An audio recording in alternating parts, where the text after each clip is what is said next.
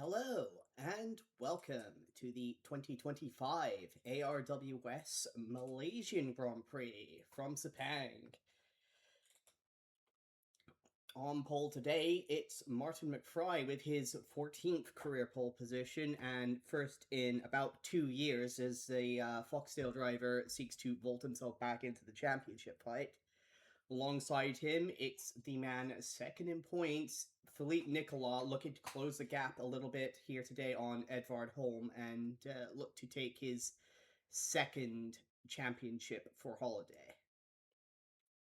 On the second row of the grid, we've got Yael de Bach on who's had a fair bit of misfortune with not being able to finish races recently. He'll be hoping to put that right here today. And alongside him, on starting from fourth position, we've got Tomo Kazuma in the second Holiday, seeking to keep Holiday's grip on the Constructors' Championship very solid. On row 3, we have our winner from last time out. It's Anu Vozu for Scorpio. Another pretty solid qualifying effort from her. She'll be looking for another strong performance here today, as she's trying to audition to keep her seat for next season. Of course, there are, I believe it has already been confirmed that Scorpio will be running Michael McManus in one of the two cars next season, so it does seem to be very much a battle between herself and reigning world champion Takuma Taki for the other seat. Marco Jancher will be starting alongside her for Euromotor, winner earlier this season at Loudon, but has had a bit more misfortune recently. He'll be hoping to put that bit of poor form behind him. And starting 7th, we've got our championship leader, Edvard Holm, for Simpson.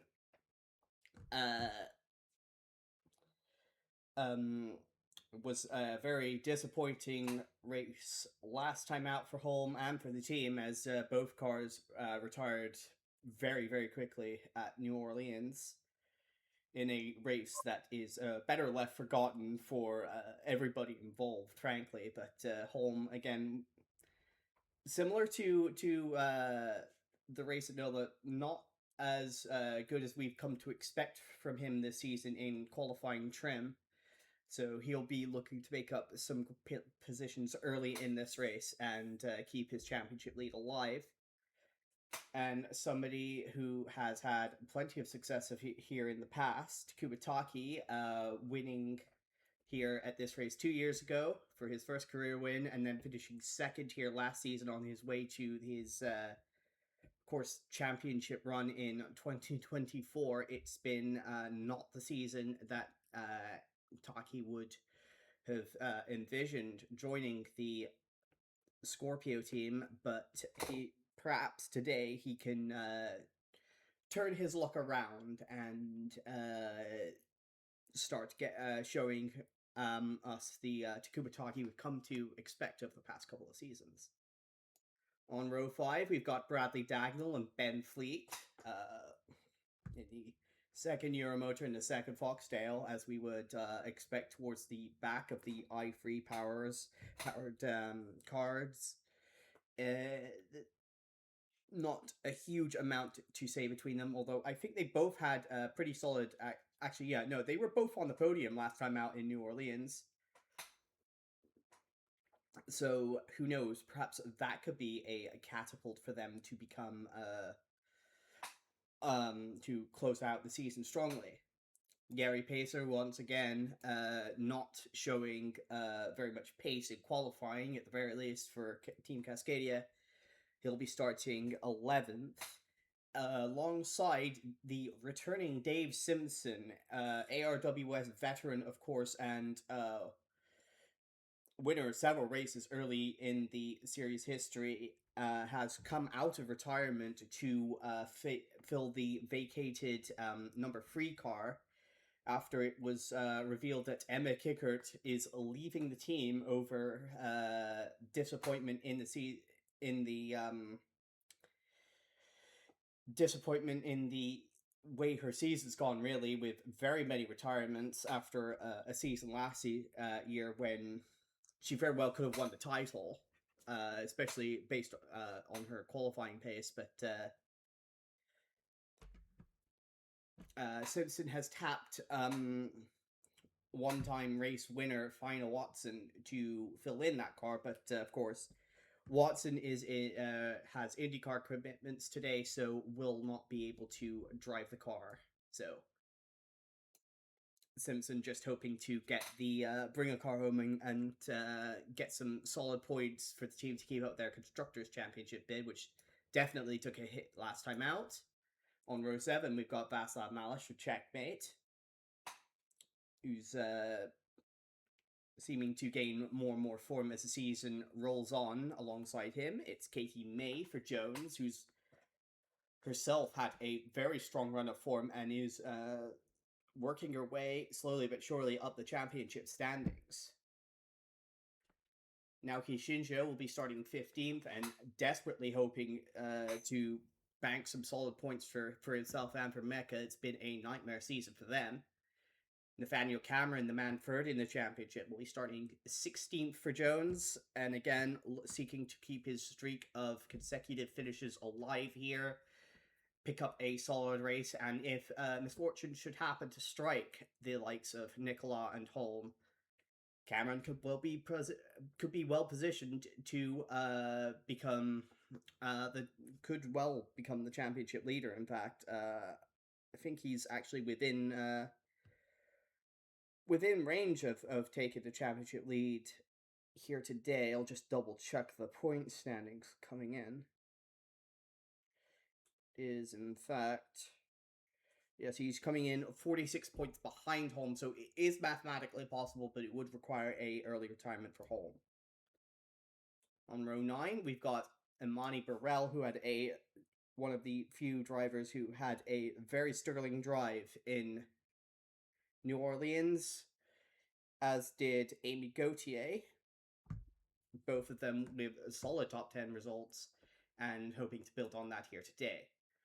Very strong performance in qualifying by Aurora Summers, who's slowly but surely finding a lot of pace in that peak. Youngwon qualifying 19th. I think that's probably the best performance for the team under the Peak Motorsport branding. Alongside her, it's Pierre Saint-Laurent, who in the Bentley, as their season continues to flounder along. I think they've pretty much given up on this season already and are looking to build towards a more competitive 2026. Malik Zidane and Fu Wen make up row 11. Fu there with a particularly strong qualifying performance relative to his teammates. So perhaps the Chinese driver has found a little bit of pace here that Alberto Cara has not. On row 12, we've got Zaituni Daleda, the Somalian driver who has been tapped to replace Kalon as a potential audition for this seat next season. I'm not entirely sure what the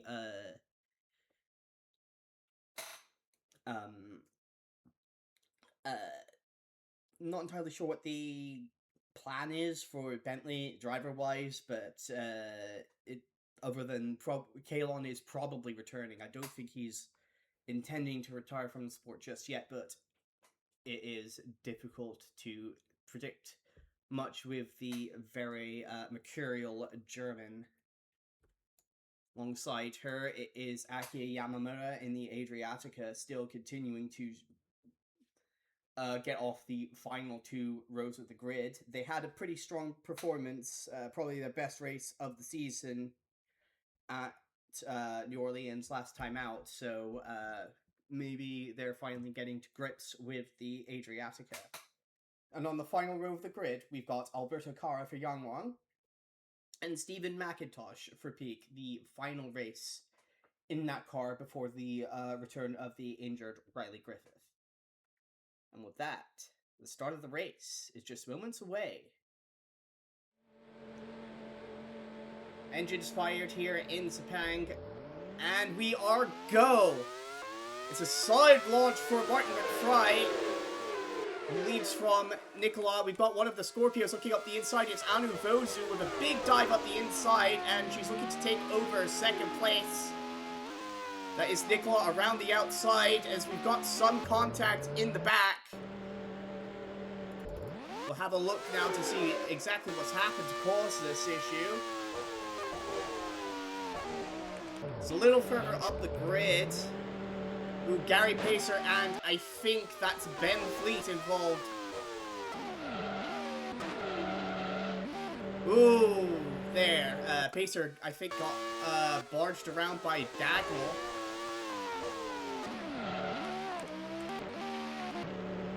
Looks like Taki got into the back of Ben Fleet, and that caused a bit of a stack up with the rest of the field, but I don't think there's any major issues, although Fleet is having to wait for the field to get by before he returns to the track and breaks his front wing in the process.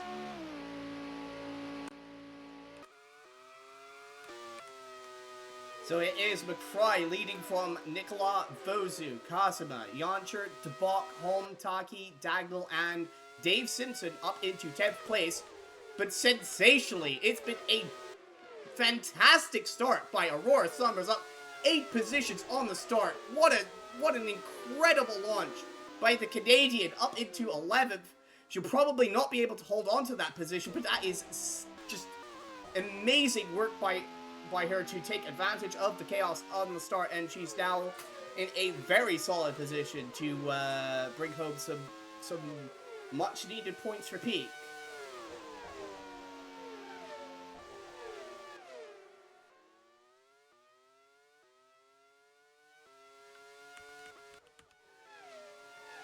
Cosma here, getting in the slipstream of Vozu, as we've got Debok taking a look to the inside of Yoncher for 5th place. Easy move for the Belgian as he takes over 5th.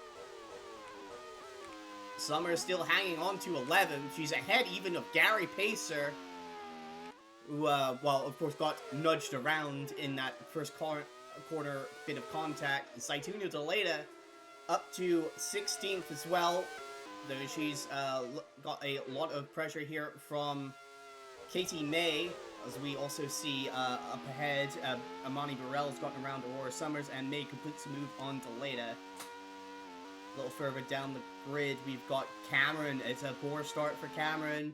He's down to 22nd. He's got some work to do if he wants to pick up some more solid points to keep his championship hopes alive. Stephen McIntosh is still in touch with the rear of the field, as well as we've got Ben Fleet into the pits. And Debok now also attacking Vozu, so Vozu's lost 2 positions here because Cosma has just gotten by her, and now as well Debok. So perhaps it could be that Anu Vozu is carrying a little bit more fuel, or she just doesn't have the pace early in this race. And Fleet is off! Again! Is there more issues for Ben Fleet?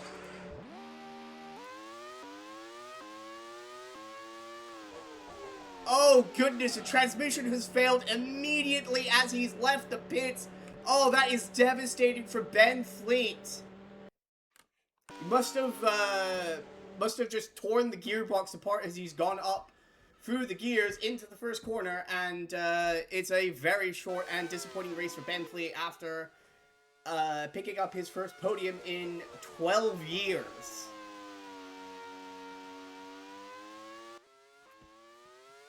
It's all bad news for Fox Eldos. McFry continues to hold on to this lead.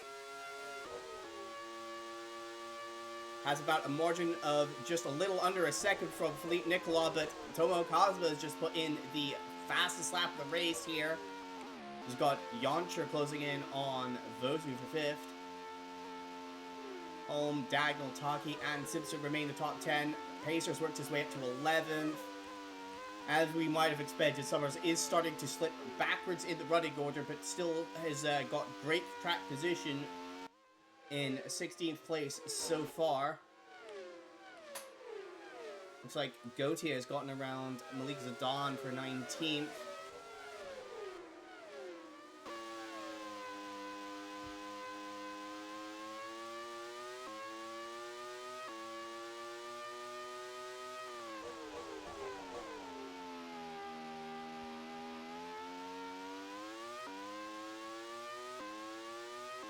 This looks like there's definitely a gap opening up in between the 9th place car of Taki and Dave Simpson in 10th. Simpson, as May there gets a little bit of a lock up there. Shouldn't hurt her too much. As she looks to regain some lost positions after a fairly poor start for her as well. But Simpson, it does seem that there is a little bit of rust there for the Australian veteran. Again, he's not looking here to add to his tally of race wins. He's looking here just to rank some solid points for the team while they wait for Final Watson to become available. Of course, Watson, this wouldn't... Once he makes his... once he gets into that car, it won't be his first time in a Simpson. He sensationally, on his debut at the Australian Grand Prix, took pole position. Of course, the car failed very quickly afterwards, but that was very much one to watch for the future, and it looks like the partnership between Simpson and Watson will be something to keep an eye on, potentially later in the season, if not next season, should they opt to re-sign the British-Polish driver.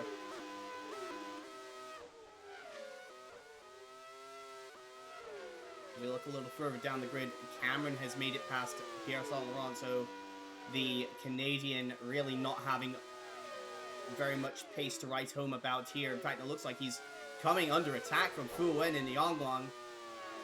It's been after a sensational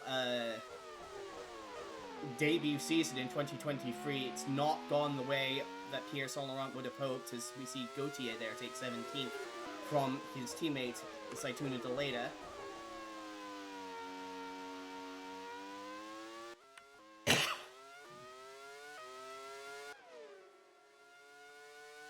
Definitely looks like the top four in this race have a little bit of a pace advantage over the rest of the field currently. Not much to choose between McFry, Nicola, Cosma, and Bach. In fact, if we look at their previous lap times, McFry there with 1:38.5, Cosma with 1:38.6, Nicola just slightly quicker than her, and Debach the quickest of the four, but only about a tenth or so from McFry. He's opened up now a 2-second margin to Anu Vozu, who's gained a little bit of separation between herself and Yoncher. Home there, must be hoping that his rivals ahead of him are on different fuel strategies, because this is not the pace we've come to expect of the Dane in his time in ARWS, and certainly this season. In fact, it looks like he is coming under threat here a little bit right from Bradley Dagnall. Pacer has pulled away quite significantly from Dave Simpson, but Simpson holding on to 11th place. I think we've got Deleda under attack from Malik Zidane, but the mecha driver evidently not happy enough with the position of the car. And Fu Wen indeed has gotten around Pierre Saint-Laurent, so Saint-Laurent really struggling with the pace of that Bentley early in this race. Oh goodness, and Philippe Nicolas! There's smoke coming out of the back of the Holiday! Philippe Nicolas is a water leak on the Holiday! Oh my goodness! And that is exactly what Edvard Holm would be wanting to see, as also there's an issue for Anu Vozu, so early retirements here for both Philippe Nicola and Anu Vozu. Looks like the transmission has just completely conked out on her as she came down through the gears into that first corner. And Vozu's will not be going back-to-back for race wins here. And very shortly, we will be seeing the retirement of Philippe Nicola. And indeed, that engine is done. So, that is exactly what Edvard Holm would be wanting to see. He's now up into 5th. And really the only car ahead of him that he has any real issues with championship-wise being ahead of him is Jelle de Bok. He's only a couple positions ahead of him, although de Bok now attacking Cosma for 2nd place. Belgium definitely looking very racy here in the early going in Sepang. I do believe the de Boks did live in Malaysia for a time, so de Bok perhaps has a little bit of a I wouldn't say home advantage here, but definitely potentially some local knowledge.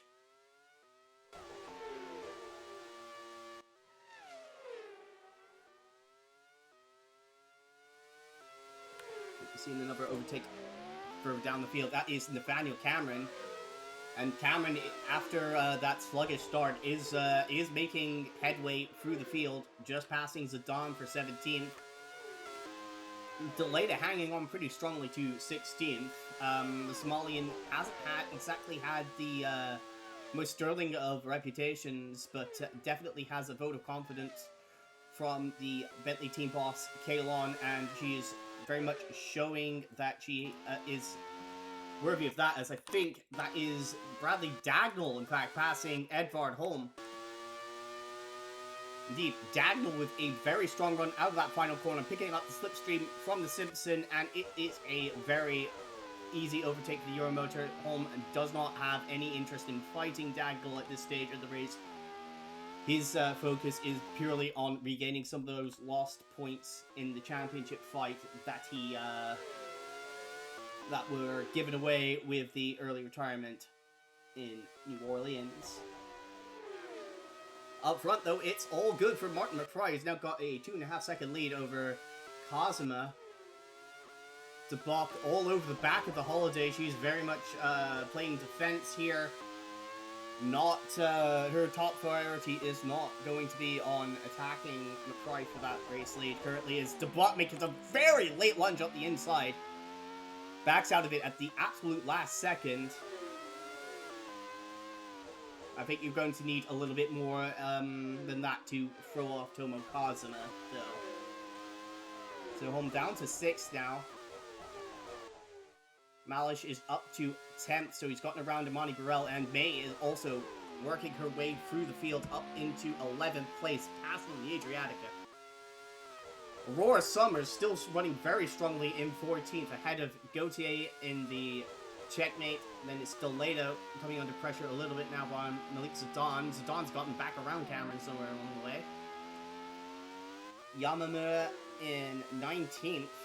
Then it's Fuen, Solaron, Kara, and McIntosh, the last runners currently in the running order.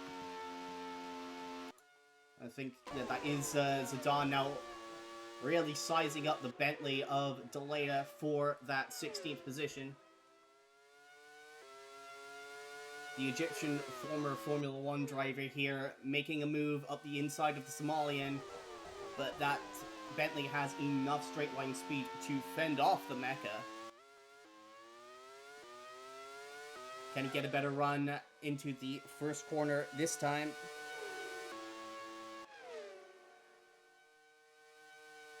And again, it's just not enough straight line speed on the Mecha. It's really not ideal at this circuit to have less straight line speed than the cars you're battling. Most of the overtaking positions here are going to be, most of the overtakes are going to be made at the end of these long straights.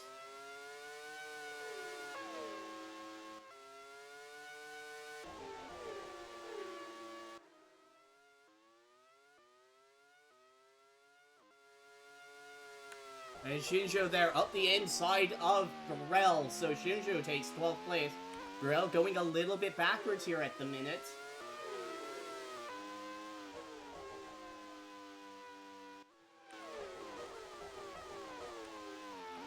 Zidane now under attack from Nathaniel Cameron, so Zidane's had a pretty poor first set opening to this lap. As we see Burrell still in shouting distance of the mecha of Shinjo. Can she take that position back here? No, it doesn't look like she's quite close enough to make a move into the final corner. We're expecting either a 2 or a 3 stop race from most of the drivers here today. The preferred strategy is the 2 stop. About 2/3 of the field are expected to take that strategy. Pit window of that should open up on lap 16 with the 3 stop strategy taken by pretty much everyone else. And we're expecting the first pit stops of the 3 stoppers to be coming in on lap 10. So that should be next lap, in fact. Cosma continuing to fend off the box, and now that the box dropped back a little bit from the holiday driver, she's made a little bit of inroads into Martin McFry on that lead, taking a couple tenths out of the Northern Irish driver. McFry, of course, took his 14th pole position here yesterday in qualifying. One of the most prolific pole sitters in ARWS history is McFry. He's very much looking to convert this one to his 2nd win of the season. As Zidane makes the move stick on Deleta. So Zidane takes 16th place. Cameron will be wanting to follow suit before too long. Doesn't want to risk the mecha driver getting away from him. And I think we've got Gautier as well looking to make a move here on Aurora Summers before too long.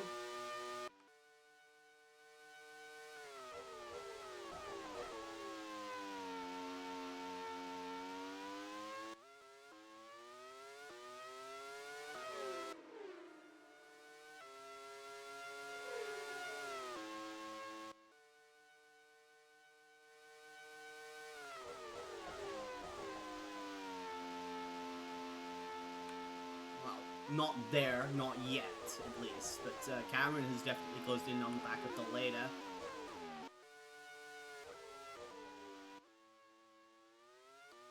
McFry's lost another couple of tenths on that previous lap to Cosma, so Cosma definitely finding a bit of pace here late in this stint. Cameron's still not able to make the move stick on Deleta.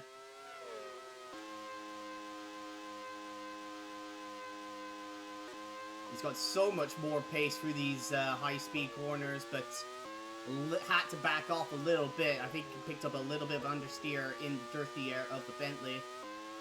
Is he close enough to make the move stick here? Make the move into this next corner? Indeed he is, and Cameron takes 17th, as I think we've got one of the Euromotors and Gary Pacer coming into the pits. Yes, it's Bradley Daggle and Gary Pacer, so those two are our first pit stops on the 3 stop strategy.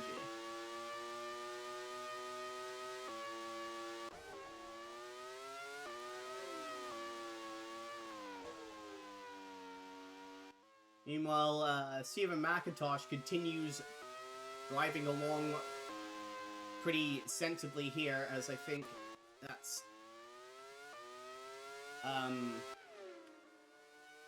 Amy Gautier has made the move on Aurora Summers for position, and she's just about to come out ahead of Gary Pacers. That is really not ideal for the Cascadia driver. That's one of the Joneses in the pits as well. That's Katie May, so she's also on the 3 stop strategy, going very aggressive. She'll have to make a lot of overtakes here, because that is a lot of cars she's come out right behind, joining the race in 22nd.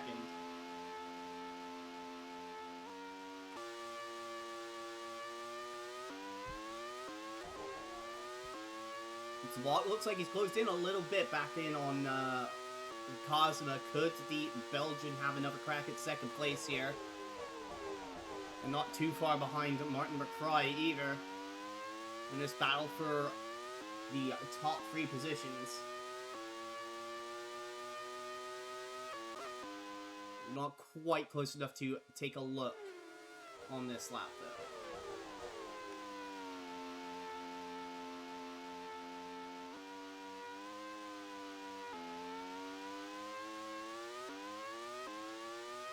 McFry's responded to the previous few laps from Cosma, put a 10th back into his lead here, but it's still under 2 seconds currently.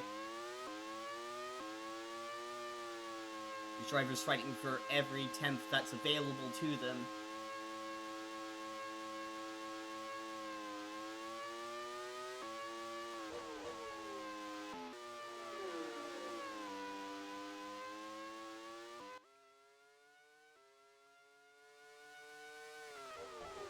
Still not seeing any more drivers duck into the pits as of yet, though.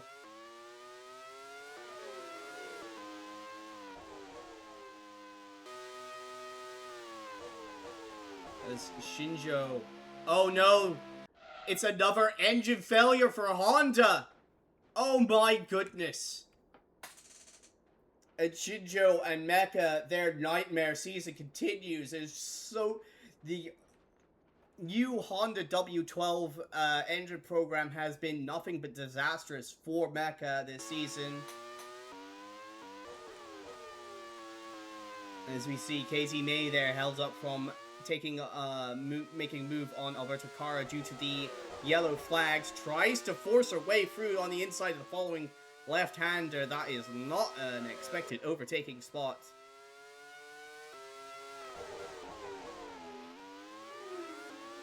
And the Tropican has absolutely no interest in letting May through.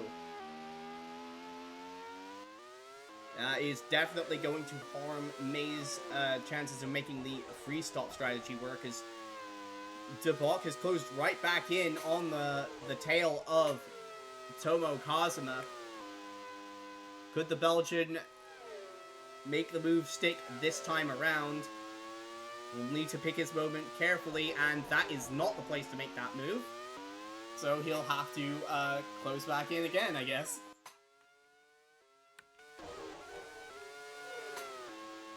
And now May finally gets the move done on Kara, but she spent a lot stuck behind the young one. That is really going to hurt her chances of making that strategy stick, as Zidane in the other mecha pits. They'll probably take a look under the engine cover and make sure the Honda is still in working order. Definitely doesn't look like they have any concerns, and they send the Egyptian back out there. So Zidane also planned to be on the free stop strategy here today. It was bad news for most of the field at this stage, though, because McFry, Cosma, and DeBock still out there. Potentially, if they can, if any of these drivers are on the two-stop strategy, that they're definitely going to be the favorites to win this race. But we'll have to see if any of them make that move into the pits anytime soon. Is Deleta now under attack from Fu Wen? So Deleta must have lost a bunch of time here, because Fu was not that close to her earlier in this stint. We've got Václav Malish coming into the pits, so the checkmate driver also on the free stop, as is Imani Barel. That'll release Gary Pacer.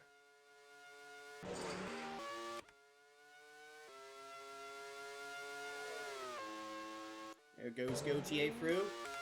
Aurora Summers through into 11th place. Sensational driving here today by Summers. Cameron and Zaituni Deleta comes out. Ooh! And Malish just makes sure that he doesn't fall behind the Bentley driver That would be another overtake that he would not necessarily want to have to make. And this is really not ideal for Katie May because in addition to being behind the other drivers on the freestyle strategy, she's still got 3 or 4 cars ahead of her she needs to make an overtake on. So I think Stephen McIntosh has come in to make his pit stop. So McIntosh also on the free stop strategy and our first driver fall a lap down.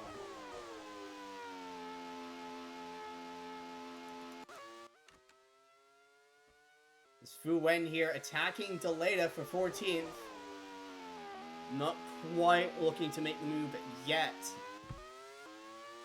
And that is Solomon who's closed in on these two as well. So looks like after a poor start, Solomon's found his rhythm in that car around this track.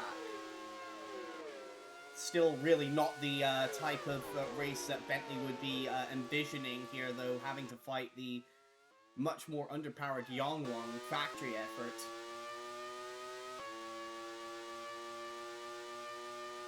As I think that is May there making the move on Yamamura, and Fu Wen has been called into the pits.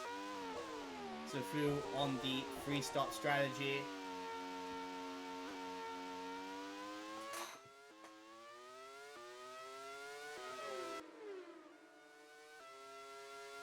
Burrell's not in an ideal position either. She's even further behind Katie May. Malish, meanwhile, looking to attack Cameron for 12th here. We've got one of the... Indeed, it's Yal Debak into the pits. So, Yal Debak, in fact, on the free stop strategy here. As Fu Wen is exiting the pits, but this could be an opportunity to do something a bit different than the 2 cars ahead of him.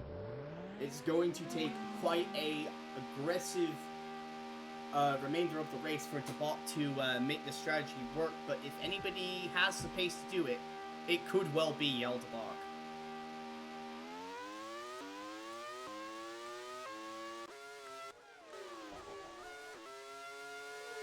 Malish has gotten around Cameron, Deleta, and Katie May now battling for 14th, with Solaron has gotten... I can't remember, I think Solaron was already behind Yamamura. And this is a pretty easy move, looking like for Katie May in the Jones on her fresh tires. No resistance there from Deleta. Solaron has also made his move on Yamamura.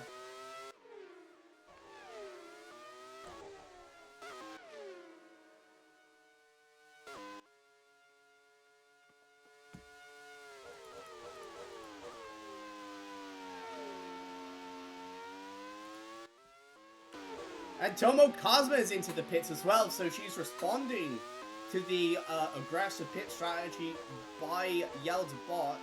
It will be interesting to see if the Holiday crew opt to put her on the 2 or 3 stop strategy. She comes into the attention of the Homers. And it looks like they are going to be filling that car up quite a bit. So it does look like Kazuma will be on the 2 stop strategy here. Released from the pits, and Yal Debak will go right past. That is exactly what the Belgian needed.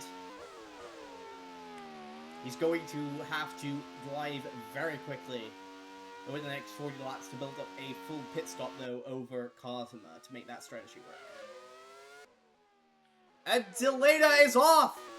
Saituna Deleta is off! It was a pretty impressive start to the race with Deleta, but she's not quite had the consistency, and she just completely loses control of the car, spins off, and is now having to find her way out of the gravel trap.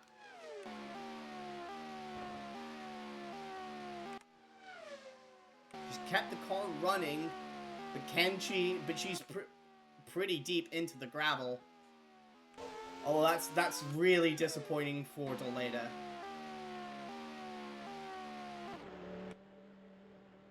She finally finds a way out of the gravel, but now waiting for a gap in the traffic to rejoin the race.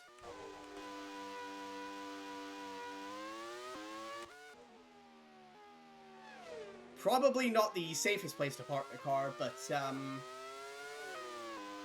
certainly safer than forcing her way back onto the track regardless, as Amy Gauthier has made her first pit stop and she'll come out ahead of Zidane. So Gauthier looking to make the two-stop strategy work for checkmate. McFry still hasn't pitted. Neither has Yoncher, Holm, or Taki. They're going a little deeper into this two-stop window than Tomo Kazuma did. Kazuma perhaps looking to get the undercut a bit on McFry and jump ahead of the Foxtail driver. She was only a couple seconds behind when she made her pit stop. DeBock, though, has got a 3-second margin over Kazuma, so it could well be once McFry makes his pit stop, he'll be behind DeBock and DeBock in the net lead of the race.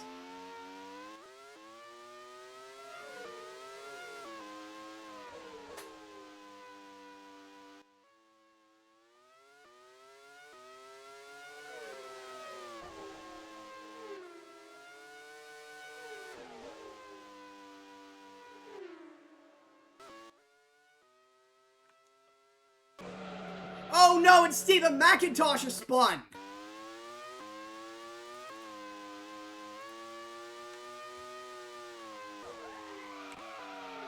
Ooh, just lost control on the, on that first, right-hander. He's able to quite aptly spin it back around and continue on his way, but, definitely a tricky corner that is. It's not entirely down to his rustiness from being away from the cockpit. Alberto Cara spun off at that corner last year, and certainly I don't think anybody's questioning Cara's skill level.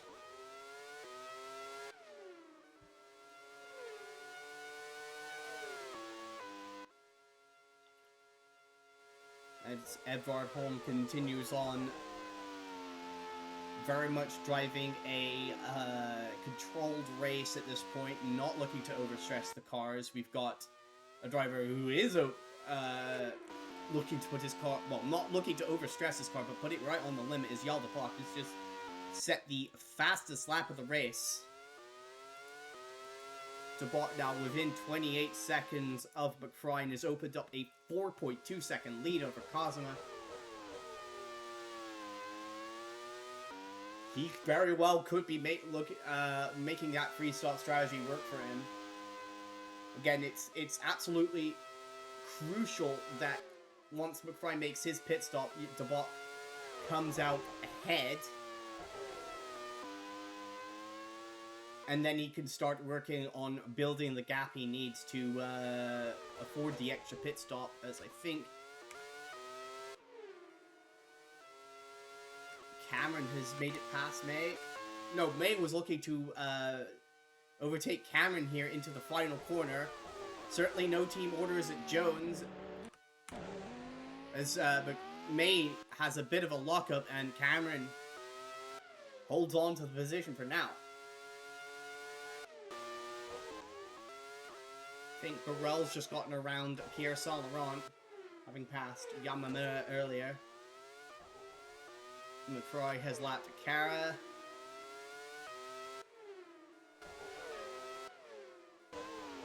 And Marco Yoncher is pitting.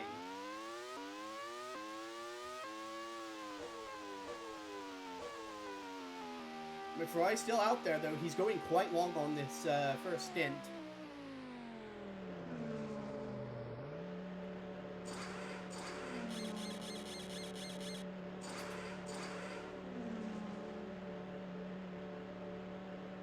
Pretty routine pit stop there for Yoncher. He'll return to the track now probably in 6th place. Make that, yeah, 6th place. Still ahead of his teammate, though. Which is not a resounding vote of confidence for the free-stop strategy of Dagnall, or for that matter of Gary Pacer, who's still behind Dave Simpson. He's still in this race, just driving very sensibly and within his limits. May here having another look at her teammate. Again, no team orders here at Jones. And this time I think May manages to make moves stick, not have that lock-up that she did last lap, and she gets the move from her teammate.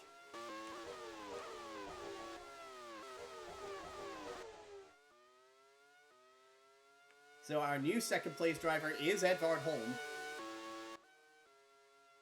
And McFry still out there.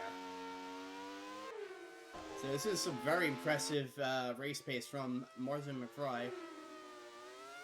Although that's going to be a little bit of compromise there, as he's having to fight his way around the outside of Yamamura.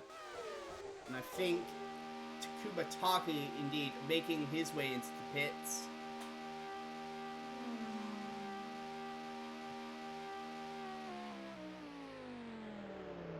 Taki, I think, after the collision with Stephen McIntosh in New Orleans, is very much on thin ice with that team. And with Voju's early retirement, they must be stressing on the radio to the reigning world champion, no heroics, we want the car in as Zaituni Toledas. Oh goodness. And now her transmission has failed, so this, a race that held quite a bit of promise for the Somalian, has ended in tears.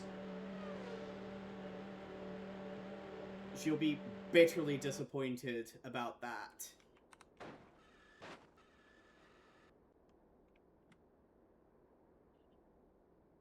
And yes, Ben Fleet's car is still here.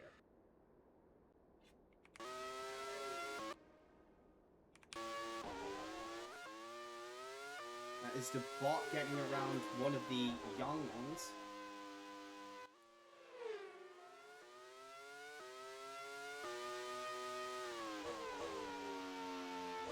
And I think that is indeed Martin McFly making his way into the pits.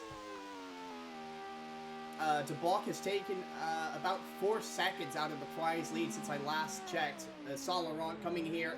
Oh, and McFry's had to lift a little bit there as Solaron made his way into the pits. We've also got Yamamura in the pits as well. Edvard Holm will take over the race lead, as you can see by the graphic there.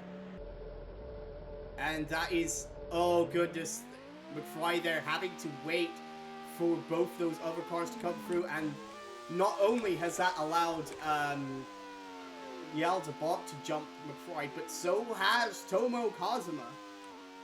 That is very, very disappointing pit timing there by McFry. He must be on the radio to his team, wondering, did they really have to pit him on that lap? It's Gary Pacer here taking a look up the inside of Dave Simpson. Simpson still hasn't pitted yet, so very much a display of tire and fuel conservation by both the Simpson drivers. In fact, is of course Edvard Holm still hasn't pitted either. He's the one of both of these drivers, I think the only one still not to pit, other than I think maybe Alberto Cara and Aurora Summers, who's just coming into the pits now. Summers pitting from 11th place, but she'll fall.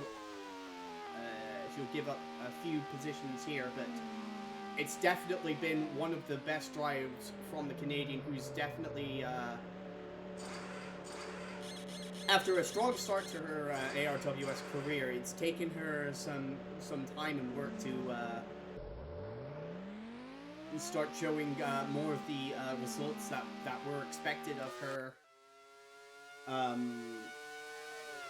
As I think she was the AR3000 champion when she came into the series. As we've got Yel Debach here now, closing in on Edvard Holm,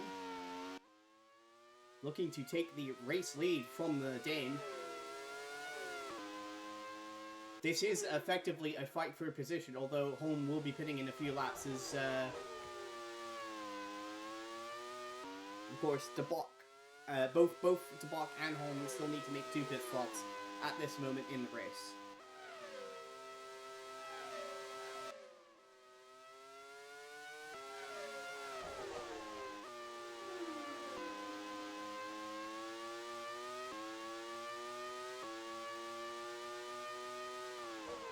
Definitely been the type of stint that Debach would be wanting to see. It's just a question of will it be enough for him to build the kind of advantage he needs to really take the fight for the race win to Cosma and McFry on this alternate free-stop strategies. We've got another yellow flag in the middle sector of the race. Oh goodness, and Pierre Saint-Laurent's Bentley power plant has given up the ghost. So it's a double DNF for the factory Bentley squad. Perhaps it's for the best that the team is focusing on next season.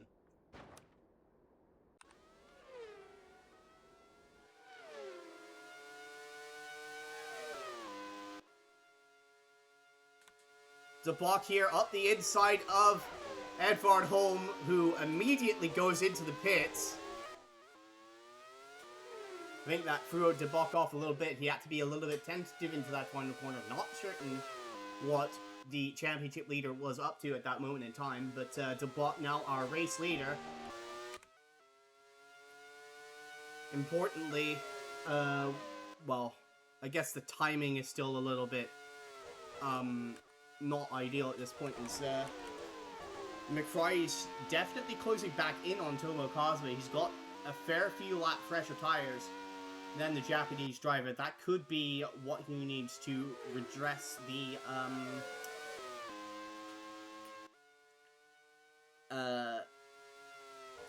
well, put himself back ahead of the Holodair. Holm rejoins the track in 6th place now, just ahead of Takuma Taki.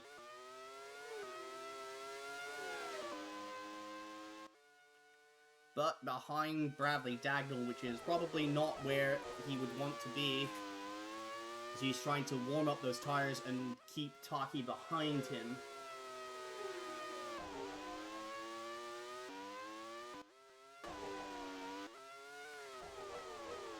Malsh still running in a very strong 10th place here. He's got a good 12-second gap over Katie May now, as we've got Cameron making his first pit stop of the race.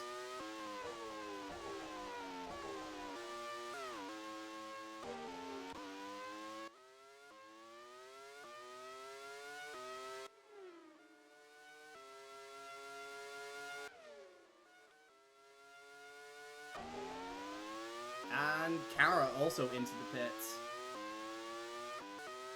Which is, really goes to show the difference in the type of race pace that Kara and Summers have had in this race. Is Summers drives right by, just as Kara is, entering pits. So, effectively, she's got a full pit stop over one of her, top rivals in the, Flat 4 hybrids.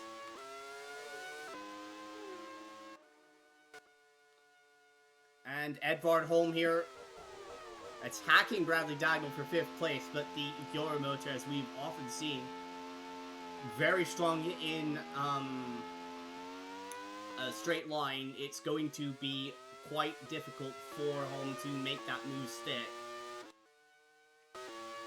You'll definitely want to get it to work sooner or later, though, because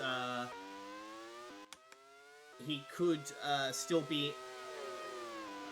Well, actually, no. I think at this point he's got a 14-second gap to narrow down over Yoncher. Holm there, not making the move into that corner. So we've seen quite a few drivers getting a bit over-aggressive there. Just looking to pressure Dagnall at the moment is Edvard Holm for that 5th place.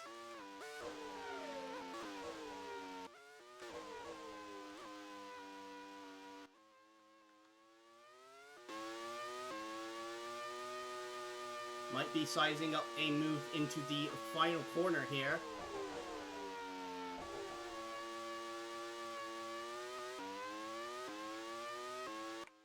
Ensures he has an excellent slipstream right on the tail of that Euromotor. Can he go late enough on the brakes? He can, and Edvard Holm will take 5th place. Dagnall there, just not enough grip left in those tires to really launch a counterattack on Holm, so Holm now has at least a car between himself and Takumataki behind him.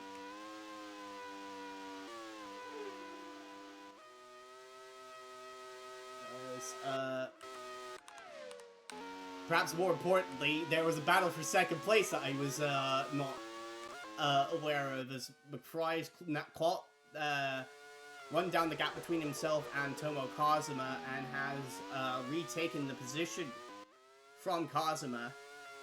Currently 11 seconds behind Yel de Bok at this moment in time, though.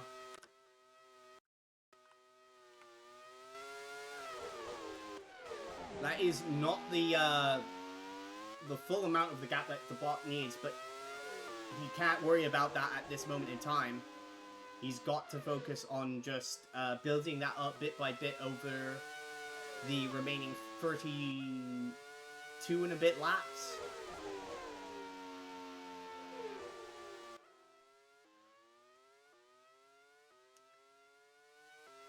It's not out of the question though that the bot could make the strategy work, and Taki now also finding his way past Bradley Dagnall, whose tires are probably have about had it at this stage of the race.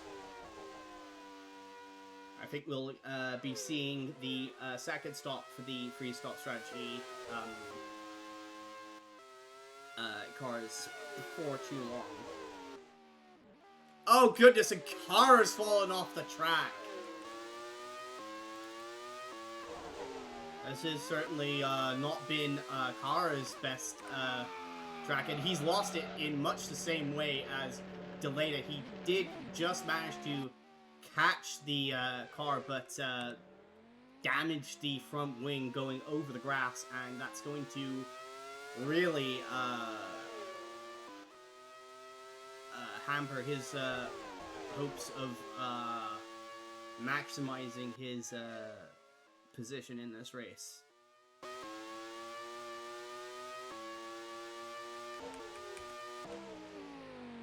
And that's also not ideal for Yangwang. I think they'll be able to avoid a double stack situation here. But Fu Wen just coming into the pits and leaving now as Kara comes in.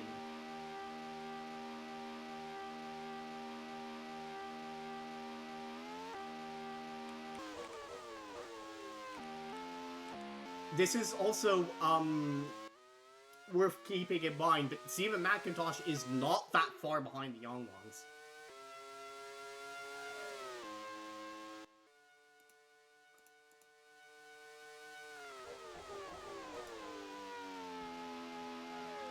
Like, he's probably not going to finish ahead of Kara, because Kara... McIntosh still needs to make 2 more pit stops, and Kara just the 1. But it's really not ideal. As we've got, I think that is Yel de Bok coming into the pits. De Bok remaining on target currently for his strategy to work. The gap between himself and McFry was 10.5 seconds at the end of the previous lap. McFry races back through to retake the lead.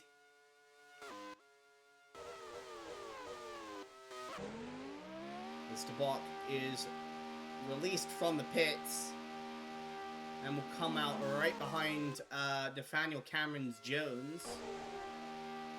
It's not as much traffic as perhaps they might have feared. He's got a bit of gap between himself and the Jones of Cameron to warm up those tires and make sure that the getting ahead of these lap cars does not cost himself too much time, assuming he can time the overtakes ideally.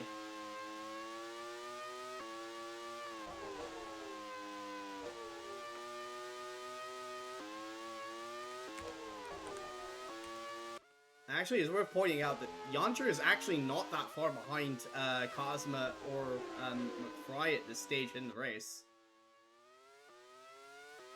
He is on the two-stop strategy, so Yoncher could definitely play a factor, if not for the race win, then certainly for the podium positions. It's Cosma here, held up quite a bit. Ooh, that was a bit of a squeeze there by Malik Zidane. Not entirely certain what he was hoping to do by that. Oh, goodness! He almost smashes into the back of Cosma there. This is coming off a previous race where Zidane earned himself a 15-point penalty for punting off Emma Kicker in what could well be the Dutch woman's final ARWS race. Mays just made her pit stop and returns to the race. We've also got, yes, that was, of course, the Don we just saw coming into the pits for his second pit stop as well.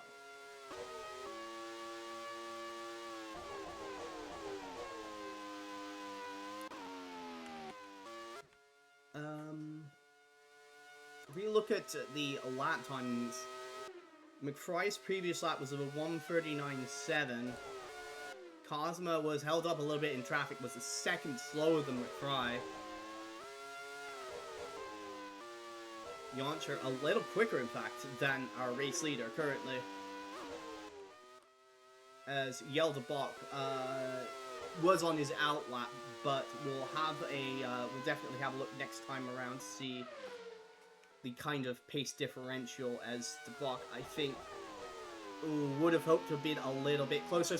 Oh goodness! And Nathaniel Cameron has spun! Well, that's ideal for... Oh goodness! That is ideal for Yeldebach. That is not ideal for Nathaniel Cameron. Ooh, just got on the throttle a bit too soon. Trying to drive back onto the track and almost spears into the side of Edvard Holm. That was a very close call for our championship leader. But a miss as good as a mile. And Cameron's race is definitely going to suffer quite a bit for that. With the loss of his nose cone going over those curbs.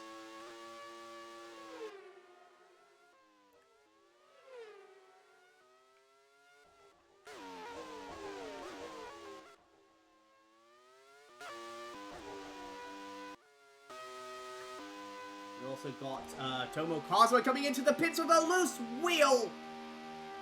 That is, that is probably her bid for the race win done, but the Holiday crew should be able to get that fixed pretty quickly, and the Homers will get her fitted with forward fresh tires. They are not refueling the car, so this is effectively now a free-stop strategy for Cosma, with Cameron having a similar situation, not being refueled.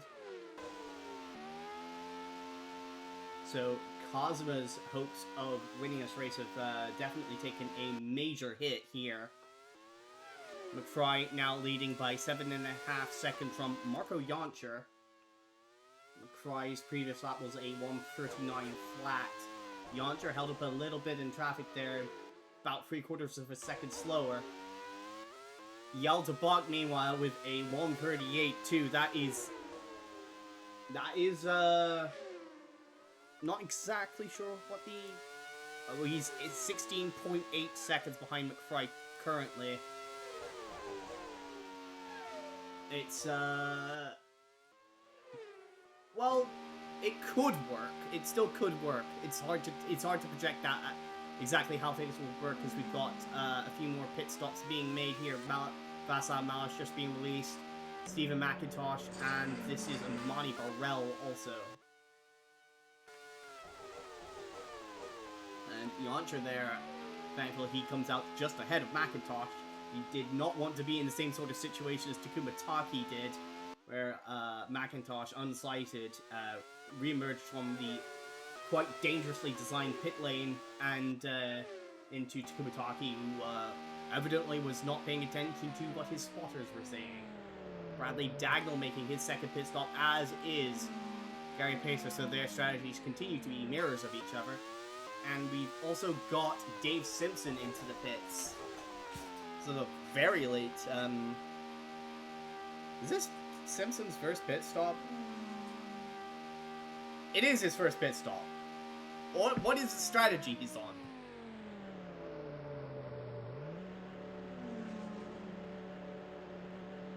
Evidently they're making him on, they're putting him on a one-stop strategy. I wasn't even aware that was an option. But he's making the tire last at least.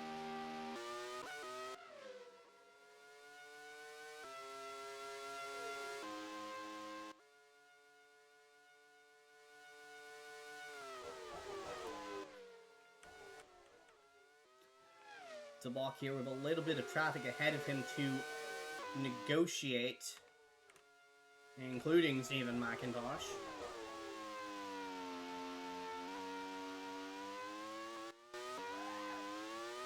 Ooh, he almost lost it there on the exit, getting very aggressive with the throttle. He has to do that, though. And he's taken another bit of time out of McCroy, who's currently running in clear air, running 1:39.2 second lap times. To box down his previous lap, still 8 tenths quicker. So he's consistently putting in the lap times he has to do.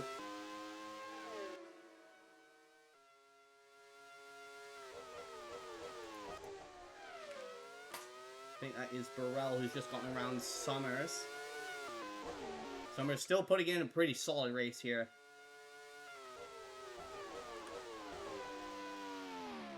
Gives Takuma Taki enough room to come through as well.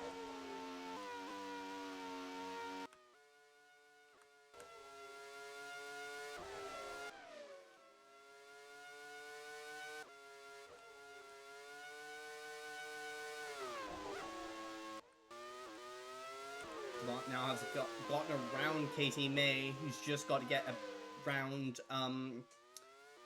Amy Gauthier here, and he'll have quite a bit of clean air to work with. Oh, very aggressive looking around the outside of the checkmate is Yelda.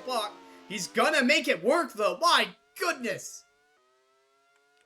And Gauthier there has been quite astounded by the aggression of Yelda, having to defend now from Katie May. Has enough straight line speed to fend off the Irish woman, but my goodness, Yelda is absolutely flying, and he's as serious as you can be about winning this race. He has lost a little bit of time to McFry on this lap, having to get around the two W12s, as May now makes the move on Gauthier for 11th, but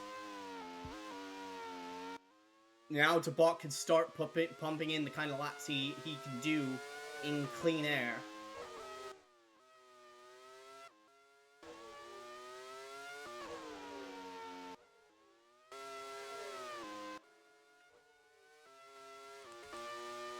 Sedan now lining up Yamamura for 15th position. And he makes it stick into the first corner. Both of them significantly far behind Aurora Summers, though, at this stage of the race.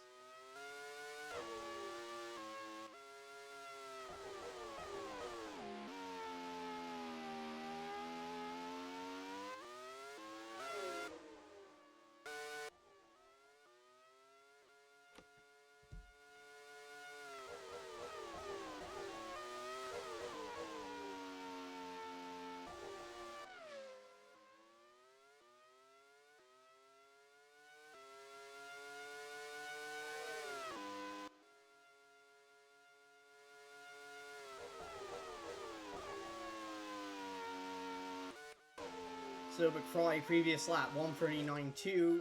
Yontra was a 1:39.6. And DeBot with a 1:38.5. Right back on target, but he is now 17 seconds off the lead. With 24 laps to go, it's gonna be a tall order for DeBot to make this work.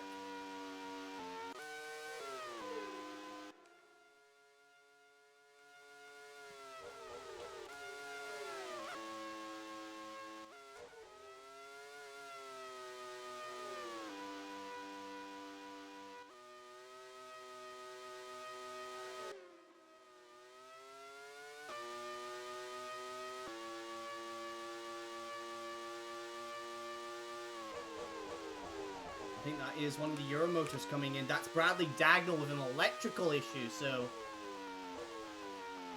we'll be able to get that sorted, but his battle with Gary Pacer is going to come to an end in Pacer's favor, and Dagnall, I think, is going to be looking to battle Dave Simpson for 8th at this stage.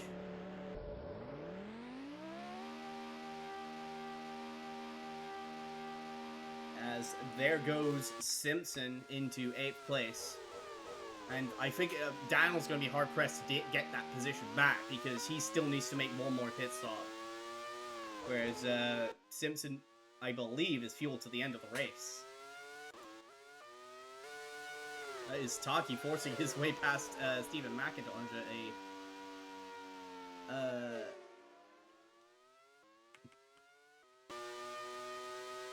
not a usual corner that you see overtaking at, certainly. But 1:38.8 on that previous lap. McFry hanging on with the 1:39.2s. That's what McFry needs to do. He needs to limit the kind of pace advantage that the block has at this stage of the race.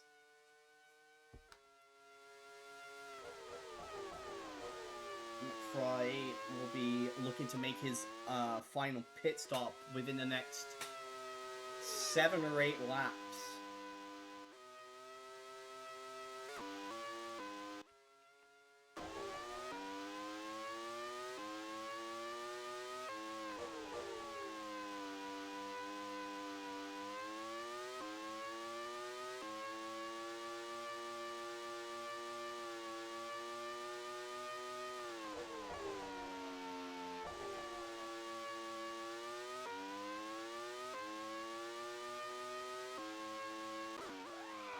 Oh no, Atomo Kozma has spun off!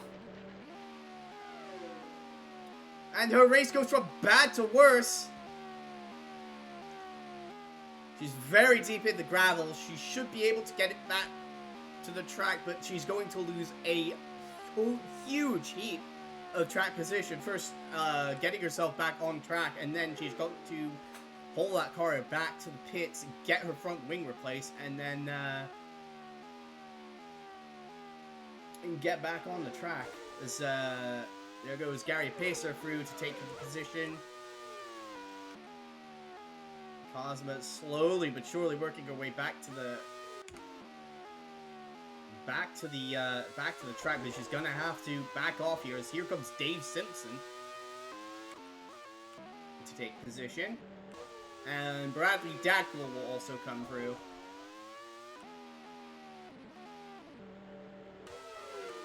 Oh, and oh my goodness! She parked it right on the exit of that corner. That is really dangerous place to park the car. Fortunately, McFry there and all these other cars are at least aware enough to... why did she go over into the grass? In any case, Kozma now down in 10th position.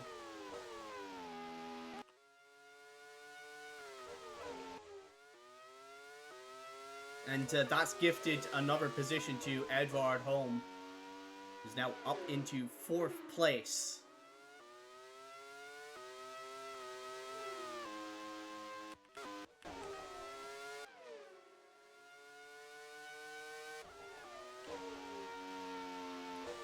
Yoncher now coming in to make his final pit stop of the race. We'll see now if the Euromotor driver can affect the undercut on McFry. It's going to be quite a bit tougher for him to do from about 10 seconds back on the racetrack. Spot comes through with a 1:39.3, which is, again, only about 4/10 quicker than McFry, so he's definitely struggling at this stage of the race to put in the kind of lap times he needs to overhaul McFry's advantage. Cosmo's also making it to the pits, and the homers will now fill her up to hopefully make the finish of the race, but she's lost quite a lot of track position with that spin, down now to 14th place, and I think behind even Aurora Summers in the peak.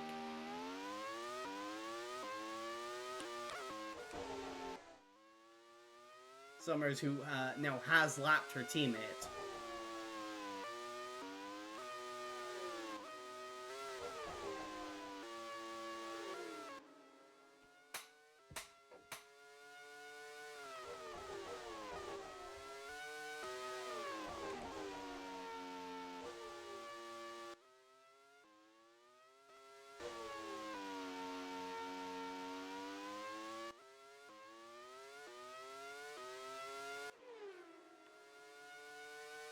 Ooh, that's a good lap there for McFry, another 1:39.3. He's still got pretty much the entire length of the pit straight over Yaldebach. Belgian just exiting the final corner as McFry enters the first. De Bach finds another half second on McFry, but that's not going to be enough of a pace advantage. He's going to have to find something extra.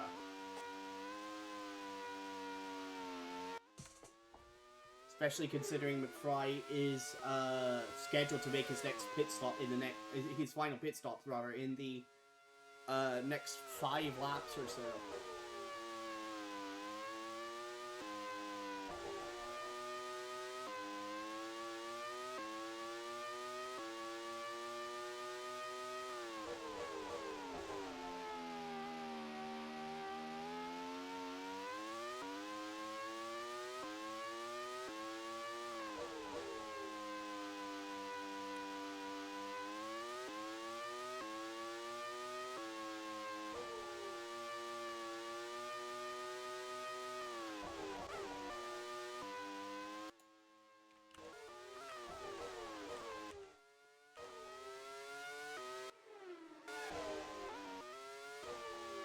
Yes, I do believe that Cosma is under investigation for an unsafe rejoin there. Parking the car on the exit of the of that double right-hander. Is Gautier there fending off Amani Burrell for 11th place.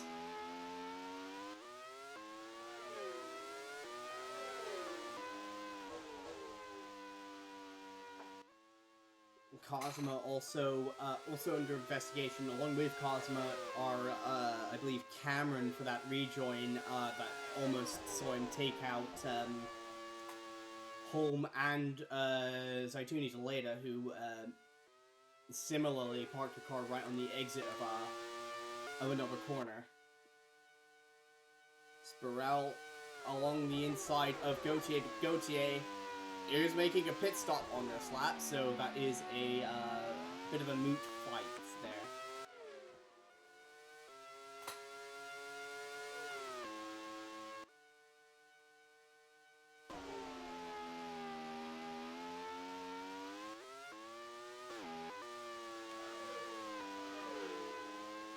Block here closing in on Malish to lap the checkmate.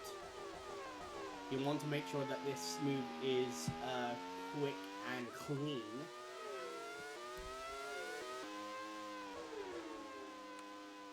I think he should catch him on the final straight. Turn 14 into 15.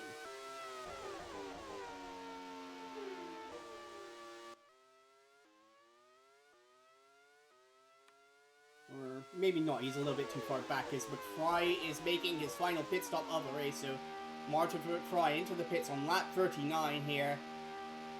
19 laps remaining. in the Malaysian Grand Prix, and McFry has been in control for the vast majority of this race. Yao Debok will take over the lead here, as McFry is just being held to finish up the fielding, and will rejoin the race now in second position, I believe. Well, third place, actually, as Holm comes through to take second, but Holm should be making his own final pit stop in pretty short order, as Bach gets around Malish. Now the question is, how long will Debok be on these tires before he makes his final pit stop of the race? I believe the window has opened up for him to make that pit stop in the next 5 or 6 laps.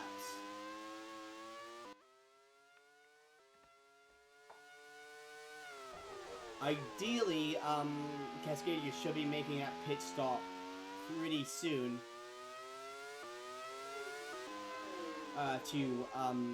So McFry doesn't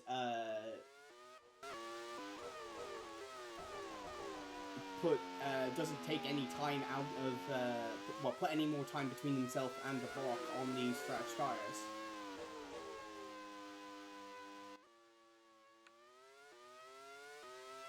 And Cascadia will, of course, also be hoping that Edvard Holm will be a little bit of a thorn in the side of McFry here. Foxtail, I don't think it's close enough to make a move on the Simpson here.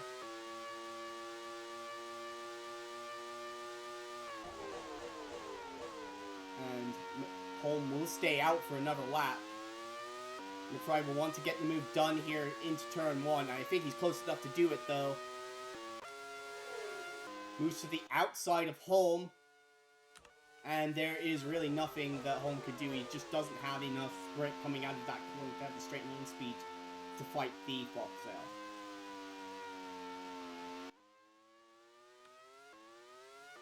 So the gap between Debok and McFry currently about 15 seconds.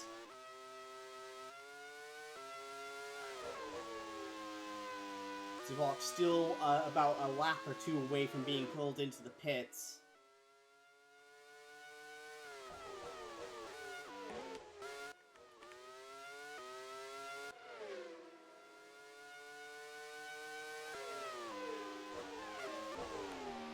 As we've got Yamamura coming into the pits for their final pit stop of the race.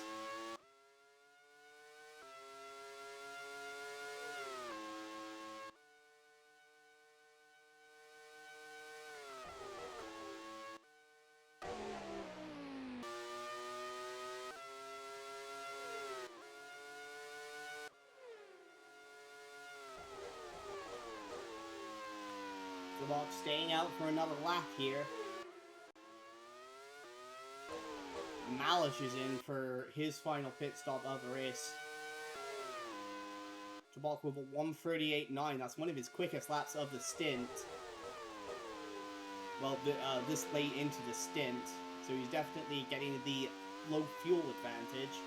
Comes out ahead of Yamamura, so that's one less headache he has to deal with. But McFry was just put in his quickest lap of the race. That is really not what Debok wants to be seeing at this stage of the race. He wants to be... Oh goodness, has somebody come off? It's Gary Pacer!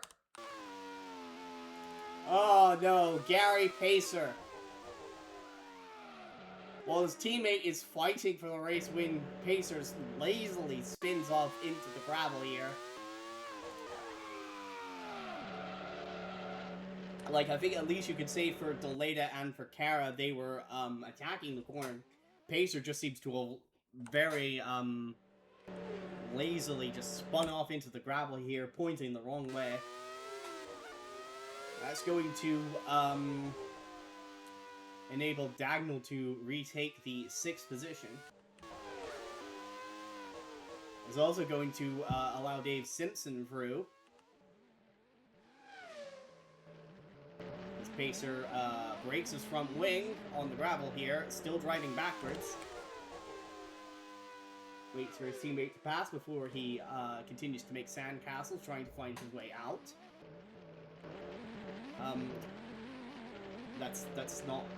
That's not how you. Gary, what are you doing?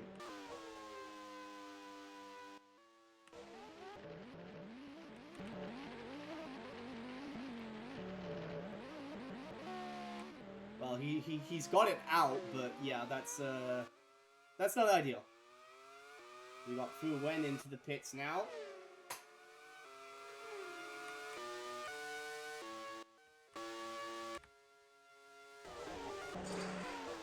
De Bok remains out on track and is still... Actually, yeah, he's just been called into the pits.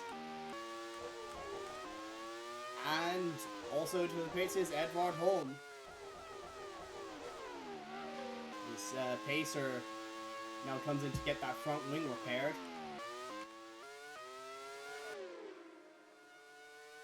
I think this potentially puts him in the battle with Tomo Kazuma.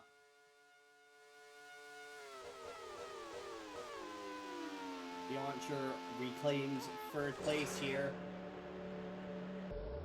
Holm is released from the pits.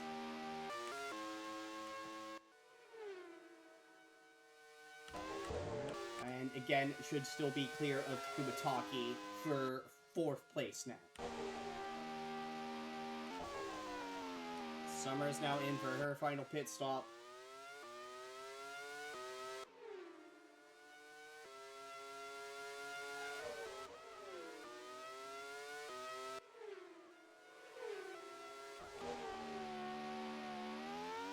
Cameron is pitting.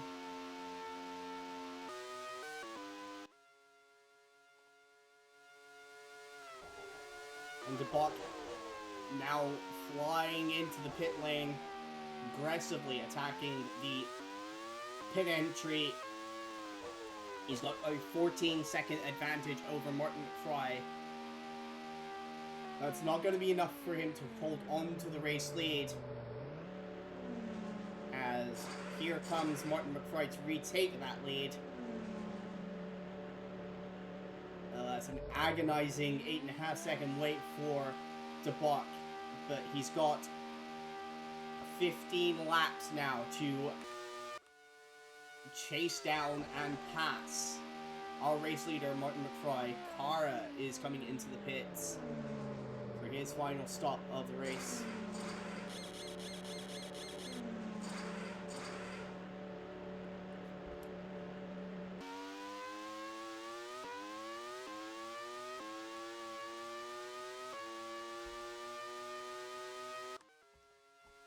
I suppose the one thing in De Bok's favor, though, is he still holds the fastest lap of the race. But he would very much like to also have this race win and the full 50 points for it. But if he can hang on to the fastest lap of the race, that would do wonders for him to close in on Holm for the championship lead.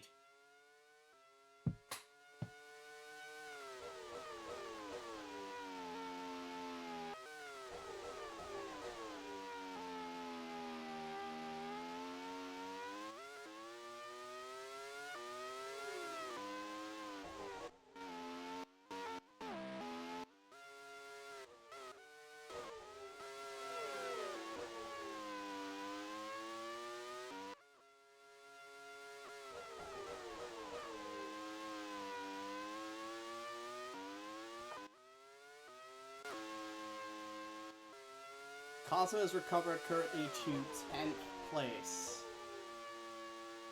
She could make it back up into 8th by the end of the race, but yeah, that's really not what she would have been hoping for.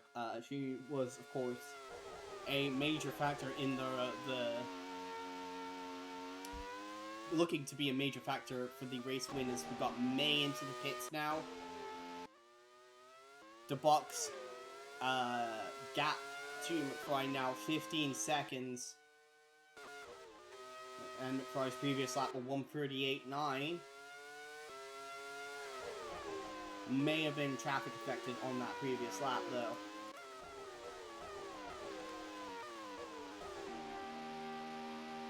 So May will return to the track in 12th places. There goes Gary Pacer through.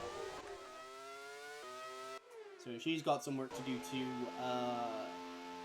reclaim some of those spots.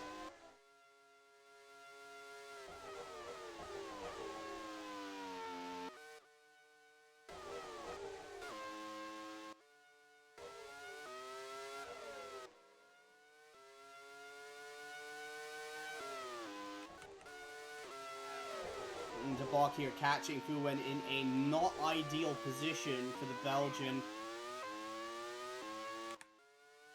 Aggressively darts around the young line. So McFry completes another lap with a 1:39.9. He did get held up a bit by Akiya Yamamura, so that will help De Bock a little bit in alleviating the kind of damage Fu did to his lap. 1:38.2, so the gap now down to 13.2 seconds with 13 laps to go. So he's going to have to be about a second a lap, every lap quicker to catch McFry before the end of the race. I want to mention the fact that he'll also have to pass the Foxtail driver, but I suppose he'll cross that bridge when he comes to it, if he does. Got Adriatica into the pits. It's Imani Burrell from 10th place. That's another place for Gary Pacer here. And Kiki May will come through into 11th as well.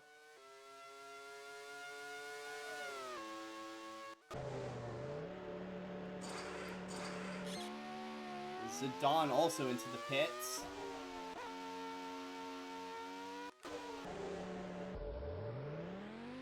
Burrell released from the pits. Will she come out ahead of Gautier? I believe Gautier will reclaim 12th place. Burrell with a bit fresher tires might have something for the French woman in these closing laps.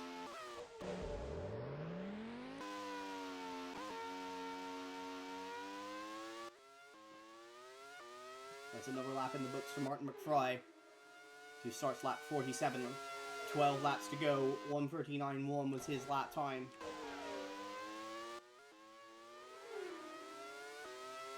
De Bock with a 1:37.8, just hundredths of a second slower than his fastest lap of the race. Gap now under 12 seconds. That is exactly what he needs to do. As McFry here finding his way around Malik Zidane in the Mecca. That's not ideal for McFry, but he's got a bit of clear track before he catches up to the peaks ahead. I believe that's Aurora Summers next up. De Bock, meanwhile, immediately will have to deal with Nathaniel Cameron. And I believe one of the Adriaticas, it's Yamamura. This might be ideal for De Bock if he can make the move here into this hairpin. Won't lose too much time to Cameron. We've got a Euromotor into the pits now. It's Bradley Dagnall making his final pit stop. And I think this is going to promote Dave Simpson to 6th place.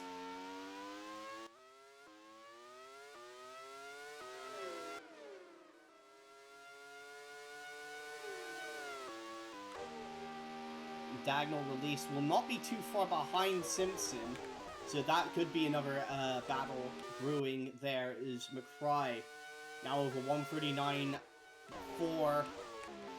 De Bock finds his way past Yamamura into the final corner. I don't think he lost too much time on this lap getting around those two lap cars. But it was... oh wait, it was 1.2 seconds quicker even with passing two cars. So De Bock's got that lead down to just over 10.5 seconds with 11 to go. McFry here held up by behind Dagnall. That's not ideal for McFry. It's looking good for De Bock, but again, he will have to pass the Foxtail. This Dagnall allows McFry through, but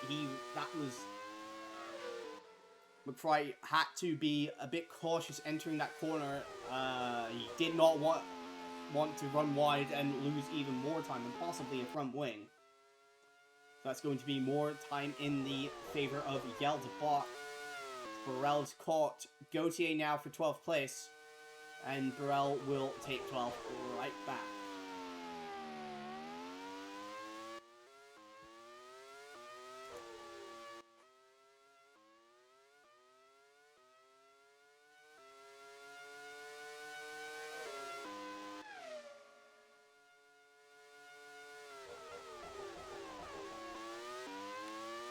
McIntosh is coming into the pit, so that's one less car that McFry is going to have to deal with here.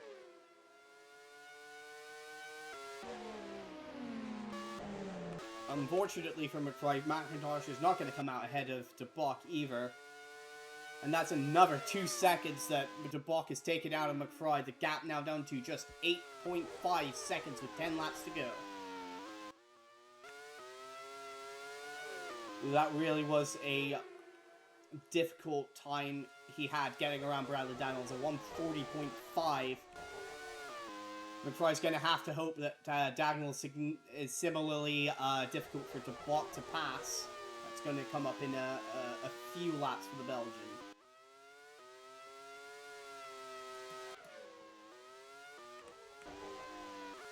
As I note that Fuen has now lapped Stephen McIntosh at this point of the race. Tomo Cosma has taken 8th place from Václav Malish. I think that is about as good as the race is going to get for her now.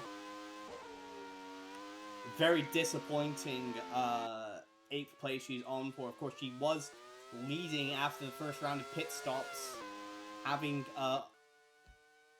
managed to undercut Martin McFry, but a loose wheel and a spin at turn 7, I think, has really just thrown her major spanner in the works for Tomo Cosma. We now wait for McFry to complete the 49th lap. 9 more laps to go in the Malaysian Grand Prix. That's more like it for McFry. 139.1. What is the answer from DeBach? It is a 138.5. The tires definitely starting to equalize between these two cars. The pace advantage of DeBach, not what it was only a few laps ago. Still, the gap is just under 8 seconds with 9 laps to go. But DeBach here, I think, is going to be catching Zidane at a difficult place here. Not able to make the move there into turn 4. Through these long sweeping bends. This is where McFry had issues getting around Dagnall. DeBach's going to get the same done on Zidane, but again, he has to be a bit tentative getting into turn 7.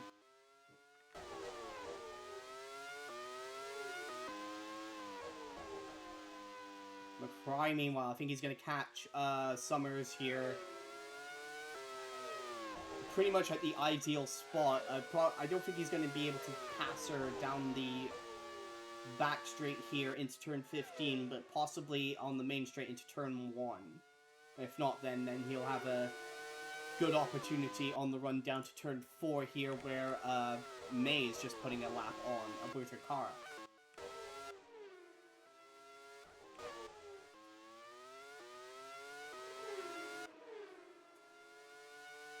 $139.4 for McFry. For DeBach, it is a 139.5. He's lost time to McFry there. Actually, no, wait, 139.4. Yeah, he lost about 1/10 of a second to McFry, and all of a sudden, it's starting to turn away from DeBach. This race is looking more like it could be Martin McFry's race to win. He's got an 8-second advantage.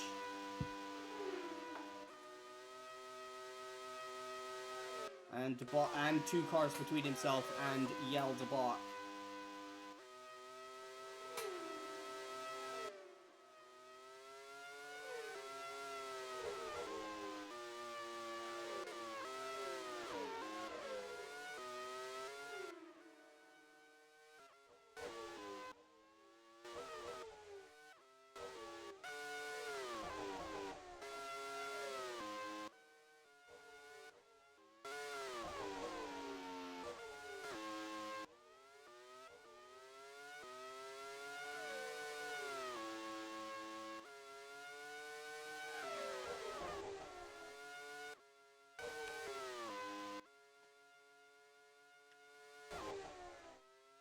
Alderbach here has caught Bradley Dagnall pretty much the ideal position. We won't lose too much time passing him down the straight like that.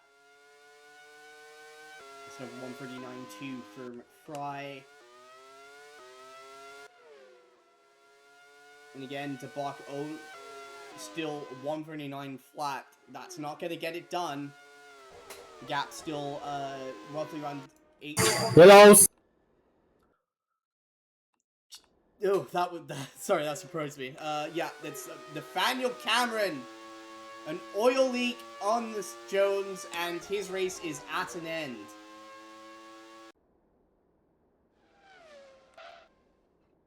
Was that Dom's microphone? What the fuck was that? That was mine.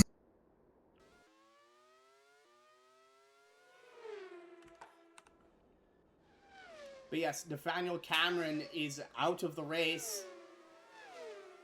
And that's really going to hurt his championship aspirations. Of course, he did retire from one of the races at San Air, but was still classified. I'm not sure he's completed enough of the distance to be classified in this race. So, disappointing race for Nathaniel Cameron.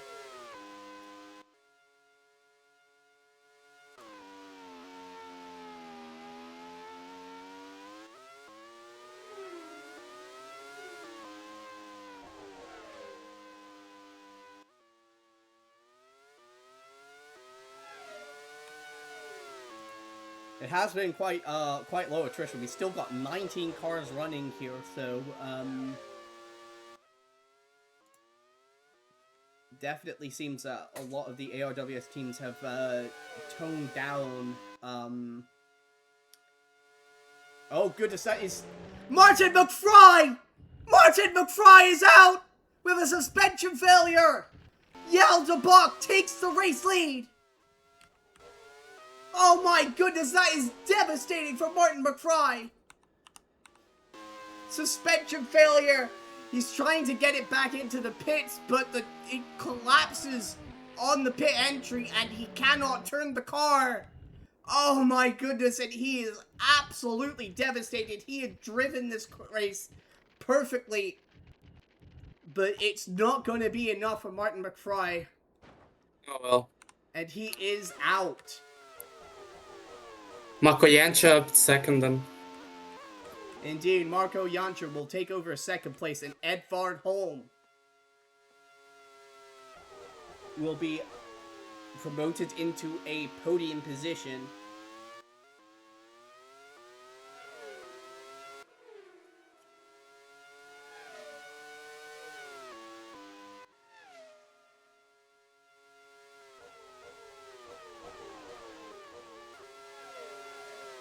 And with that, I don't think we really have many more battles on the track. Really, the only one of interest was Battle for the Race win, which was definitely looking to be in Martin McFry's favor before that retirement. That was devastating for McFry. He drove phenomenally in this race, but he's gonna wind up with only points for 19th at the end of it. And I think pretty much any hope he had of taking the championship is about done here.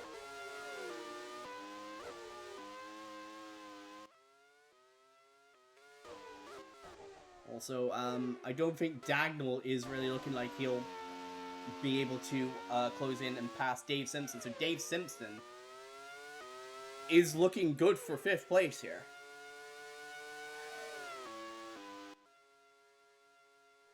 It's been a very solid drive for the Australian, fairly underrated even by himself in his racing days. Is Gary Pacer's now out? Oh goodness, they're starting to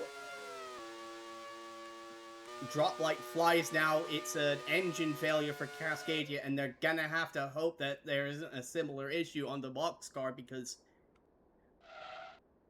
he's got a 17.5-second lead over Yoncher. But Pacer's race is done.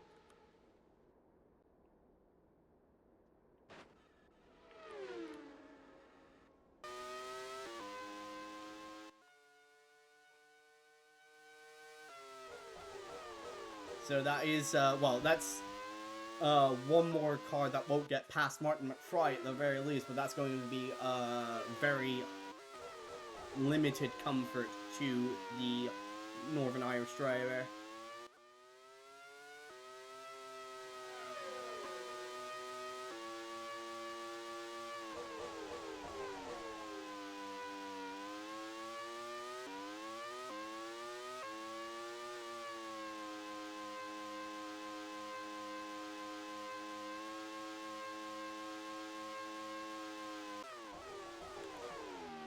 Oh my goodness, is that Summers making an attack on Bradley Dangle to unlap herself? What is she doing?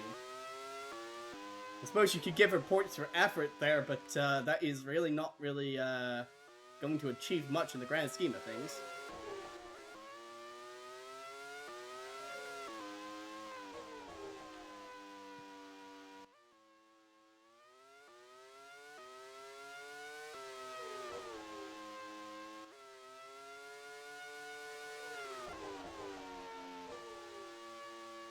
So it is now 4 laps to go here in the Malaysian Grand Prix. De Bok looking very safe for his second career ARWS win. He's had to wait perhaps longer than many would have thought for the second win after sensationally winning on his debut in Monaco. But it has definitely been a deserved win, even if, oh goodness, that's a lot of smoke. That is probably another retirement coming. But, even if, perhaps he didn't have the kind of pace to beat, Martin McFly, I don't think anybody could say that, De Bok did not earn this race win. Amani Burrell is out. Oh, goodness. It was a solid drive for Burrell in this race, but, just short of the finish, and sensationally, we now got Aurora Summers up in 11th place in a fairly limited attrition race. We've got a lot of cars coming out late in the race, but we've still got 16 runners.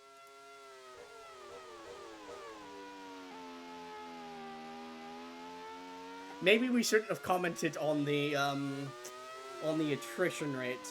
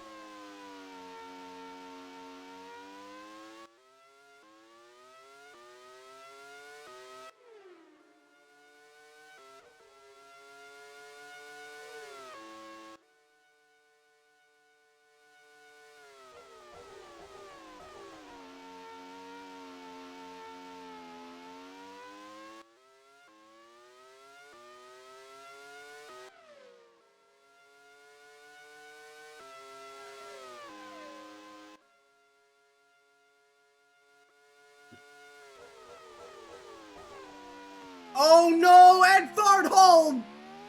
There's a water leak on the Simpson! And Edvard Holm is going to retire from the race with just a couple of laps to go!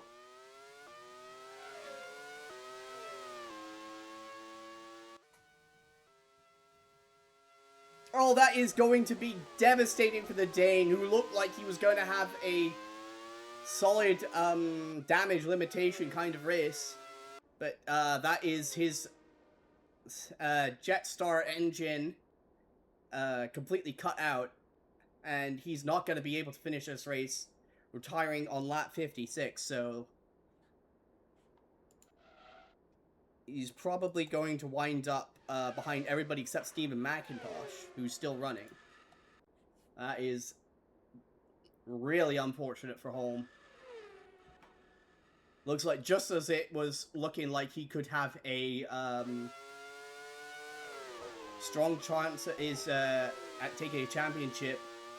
2 retirements at this stage of the race when he had solid points on the board in both. It's really preventing him from building the kind of points lead that would make it a very safe championship lead for himself, as that hands over final points podium position now to Takuma Taki.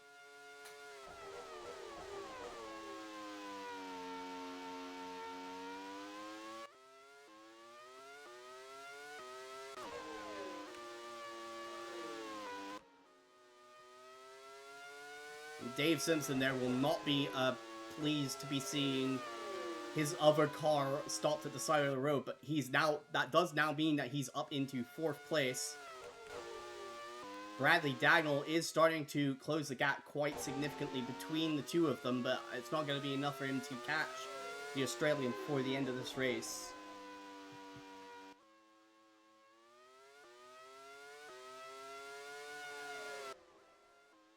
Yeldebach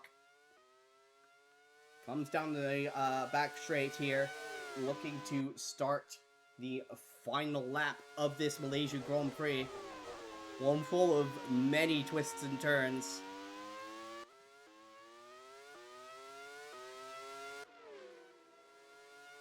He's got just one more lap to go before he finally gets that 2nd career win.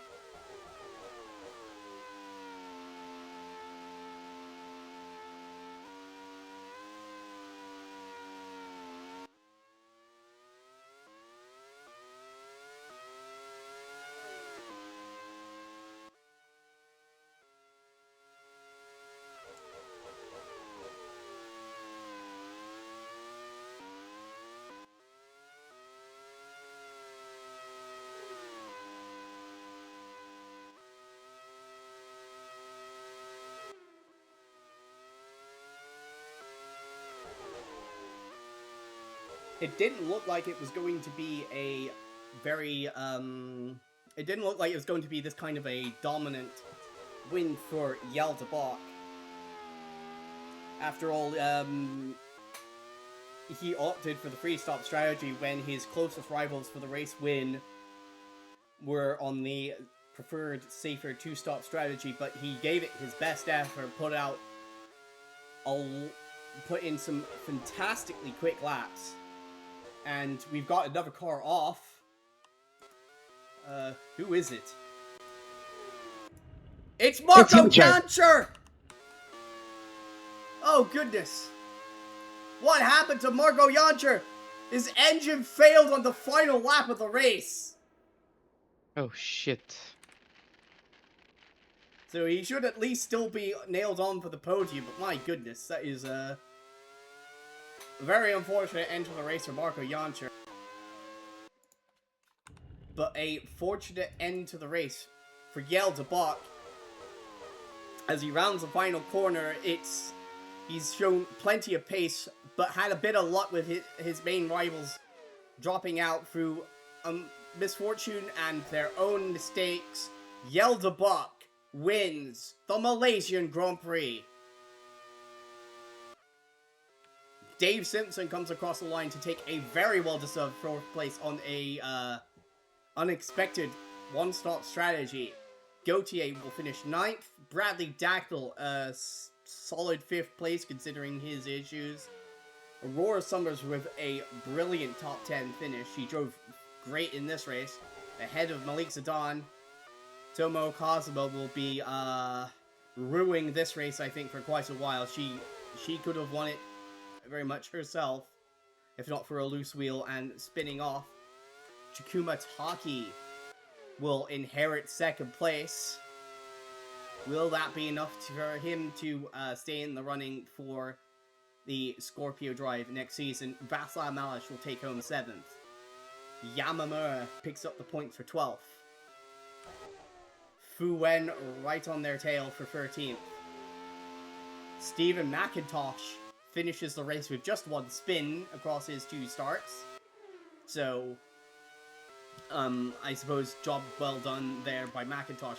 KT May will finish in 8th place, and now we just wait for Alberto Cara to round the corner, the final corner, and pick up 14th position, our final finisher of the race. With, of course, Marco Jancher, his podium position guaranteed by retiring on the final lap and nobody else being on the lead lap. Jesus. Yeah, commentators curse on the reliability. Clearly. Absolutely, and it's devastating retirement for Martin McFry, who despite some he was under threat for that win. He had to fight for it the whole way. He had it under control, and then the suspension failed on him with just a few laps to go. Bitterly disappointing for him. Gary Pacer had a pretty poor race. Nathaniel Cameron, just as he was starting to hold himself into the into the conversation for the championship, that's a devastating retirement for him, as it is for Philippe Nicolas. Fastest lap of the race goes to Yeltapok. Tomo Kazuma picks up the second quickest lap. Only 3.5 hundredths of a second between them, with Martin McFry with a small consolation, 2 points for the third quickest lap.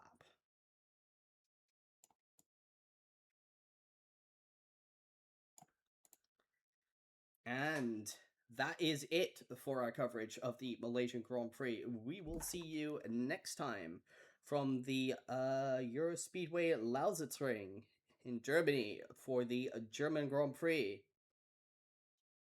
So we will see you there.